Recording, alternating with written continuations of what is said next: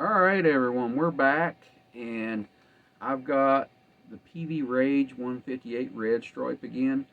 I'm still on a vintage channel, but I'm going to change the EQ, and I'm recording with a ATM 41 mic again, and we'll do a playthrough, and then we'll talk about why I set the EQ like I did. And I'm trying to achieve that 80s sound, being as the vintage channel, and we'll go over the hows and whys after I do a playthrough here.